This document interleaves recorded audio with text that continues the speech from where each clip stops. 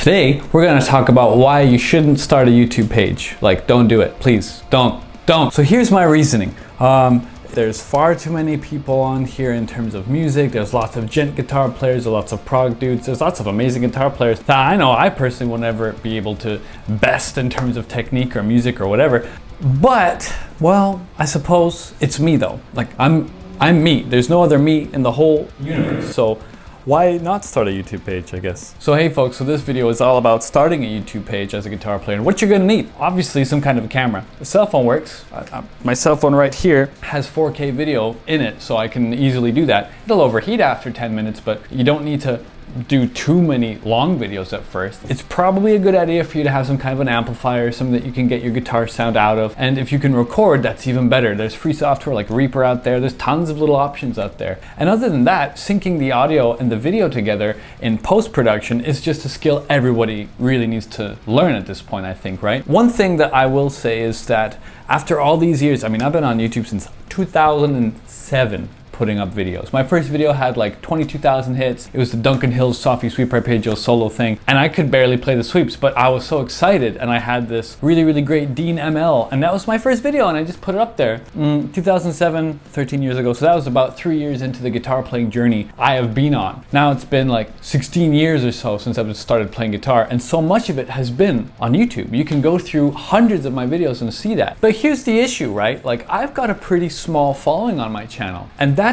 on me. Of course it is, because I've not been consistent. So my biggest tip and the biggest takeaway from this video is probably to be as consistent as you possibly can. Whether it's once a week, twice a week, whatever. Let people know when you're gonna post and post. I don't even have a set schedule because I have a hard time keeping a schedule in the first place. So for me to post consistently on YouTube is like a feat in and of itself. I'm just trying to live, man. Just trying to, you know, do music and all that stuff. I have other priorities in my life too, but for those of you who really want to start out on YouTube, that's my biggest piece of advice.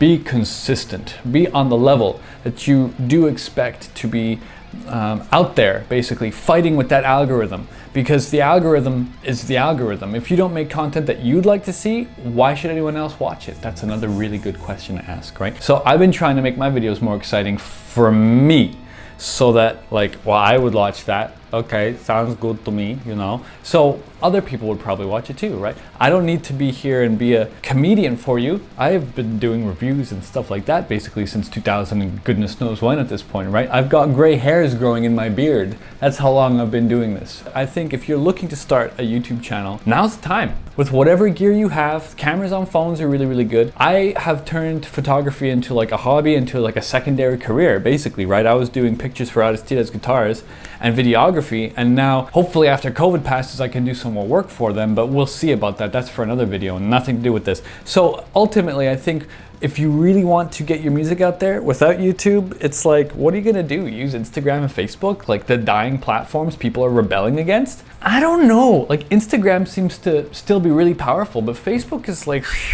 going down. So I would say at the very least have like a strong YouTube presence, because YouTube seems to open up careers. And let me give you my example as the primary example here. Once upon a time, I was reviewing guitars, and eventually I got to review an Ouzounov 060 because my buddy Will lent it to me. It had a wooden fretboard and it had bare knuckle juggernauts, which was the pickup that was in vogue at the time. And I did the review, and I did another video with Matt Perrin, my buddy Matt. That, you know, was a really fun thing to do. I kind of chatted a little bit with Ouzounov, the NAMM after that, my very first NAMM, and like, Pascal knew who I was. The guy who's the CEO rather of Ouzounov knew who I was already. And that doesn't happen if you don't put anything on YouTube. You know, it's really important to get yourself out there, because otherwise, like, no one's gonna know. No one's gonna know about your amazing music and your magnum opus that's about dragons. You know what I mean? It's really important to just put yourself out there, because you win this way. So I think I've been trying to get better on YouTube, and I hope that that's been clear to some of you folks out there who've been watching me for a while. For the newer folks, hey, you know, you're in it to win it with this ride here, man, because I'm going to be doing a lot more content because I'm finding it a lot more enjoyable. And again, it always comes back to like, what would you like to see in your own videos? What would you watch? You know, what's interesting for you? What's something that you've wanted to do for a while? Let's say like a pet project, like a thing that's really meaningful to you. I'm putting up stuff that is really meaningful to me. It doesn't get thousands of views, but I really like it. So I'm going to put it up there, because why not? You know, that's what it comes back to, folks. You have to enjoy it first. And ultimately, my anecdote with Ouzounov Aristides is because eventually I worked for their company when I lived in the Netherlands for a little while, and I'm an artist with that company, and I love their instruments to the point where like I stopped doing guitar reviews because I'm like, I found the best instrument. There's no way for me not to be biased now because these are the best, you know? And that none of this would have happened without starting on YouTube. For goodness sake, I met Ishan, like my biggest like inspiration as a musician because of this whole thing. So that's just super cool. And apparently Ishan actually watched some of the early Aristides reviews that I did with Matt. You never know who's watching. You never know what opportunities are possible and out there. The other thing is we're in like a pandemic right now, if you didn't hear about that, so people are watching a lot of YouTube. Why not become a fresh new voice doing something that you really like to do? This video maybe started off as jokey as like, don't start YouTube. But really what it's about is being really honest and comfortable. You learn a bunch of skills like how to communicate to an inanimate object in a room filled with expensive equipment. Is kind of ridiculous in one way. I've been doing this for so long, right? And I'm still not that good at talking to the camera. I'm like looking around too much. I'm very self-aware of this. But as you do YouTube videos, you get better at these things. And you notice like, oh yeah, maybe I should try that. Maybe that technique over there. And so I have a couple of examples for you folks to check out because you already know who these YouTubers are. Look at the consistency of Andrew Baina. Look at the consistency of Nick Nocturnal. Look at the consistency of a band like Spirit Box, for example, who are releasing music videos and playthroughs and things like that. These folks have created their entire brand and they've done it really well thought out and they've been creating and creating for a long time, some of them. Andrew Bain has been on it for a really long time and that guy's seeing a ton of success, which is wonderful. I love to see that. He's my buddy. And then there's this dude, Nick Nocturnal, who to me came out of nowhere, but he's been up on YouTube for a while doing covers and learning things and tabbing things.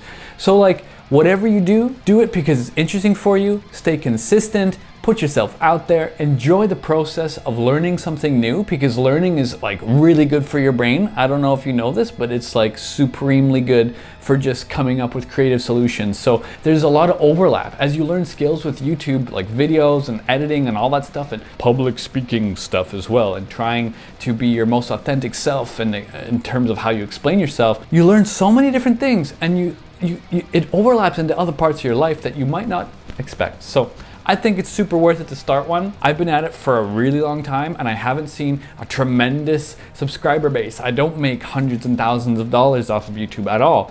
I don't think I've been paid for more than 2 or 3 videos in my entire time on YouTube, but that's not the end all be all necessarily for me. It's just all about getting out there, putting your face out there, letting people know, hey, I like this gear too, and this is what I found that was interesting about it. Or maybe this is the song that I wrote because this piece of gear inspired me. Whatever the story is, build it and they will come. That seems to still be the case, algorithm or not. I've been fighting with the algorithm for a while, thinking my channel's messed up or something. No, man, just have to be consistent. So enjoy the process, be consistent, talk about stuff that you really enjoy, ignore the haters, because as soon as you start getting them, that means that your videos are actually being seen by people who have never seen them before. That's really good. The algorithm is working in your favor this way. It means that it's getting out there. That's super exciting, and I think that's a really good stance to take because I've been called every name in the book. Many YouTubers have been insulted over their tone or their picking or blah, and it's like, no, but that's good. That means people are seeing your stuff. That means that other people are seeing your stuff who maybe aren't quite as loud. So,